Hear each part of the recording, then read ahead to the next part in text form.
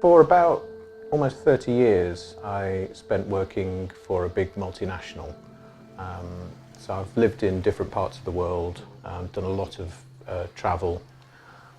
In a world where a lot of my working time has been spent in offices, and when it's not in offices it's been kind of airports and hotels.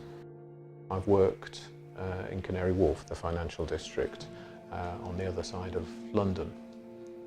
So it's meant that each day has started with quite a lengthy tube ride, along with lots and lots of other commuters. So not really a very pleasant start to the day. And then at the end of the day, you have exactly the same thing in reverse. So the start of the day doesn't set you up well because you've got this kind of tiring and quite unpleasant journey in. And then the end of the day doesn't settle you down because you've got this kind of unpleasant journey home.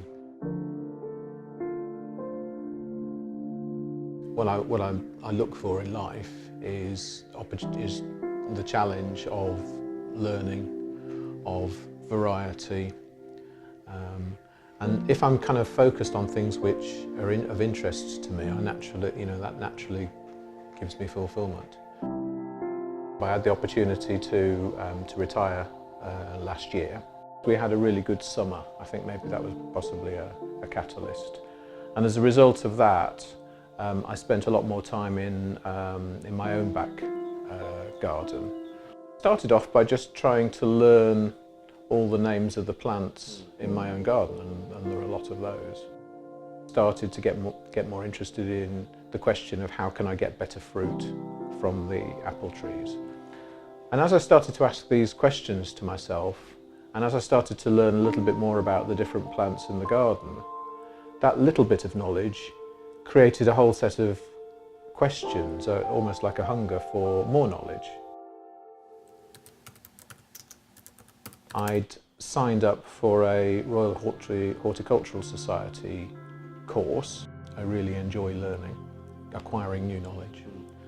And it's the positive feeling of creating things through your own skills. Horticulture for me is really nice because I can experiment.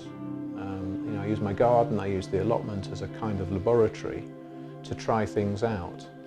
And if they work, that's fantastic, and I've learned, and I can feel pleased with the achievement. And if they don't work, well, that's okay, because I've also learned. The best feeling I had was the first thing that I grew on the allotment. I came up with my daughter, and I dug a small strip, and then with my daughter we planted some onion sets.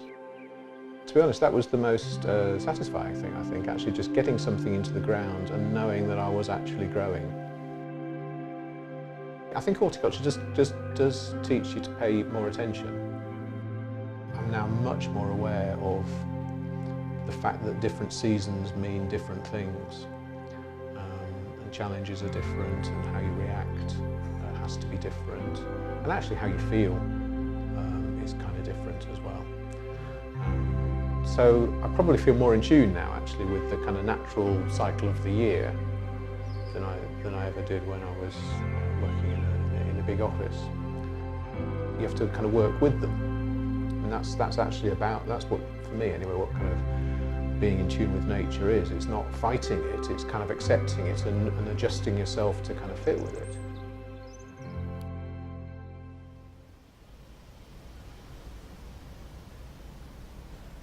Growing is simply a legacy that you are leaving for the next person to occupy the land.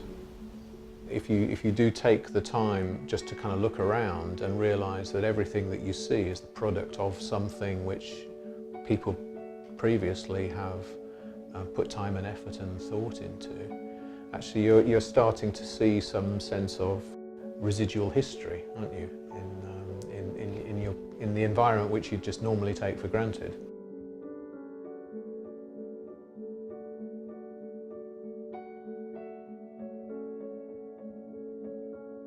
I can honestly say that since I left, not for a single second have I said to myself, I made the wrong decision.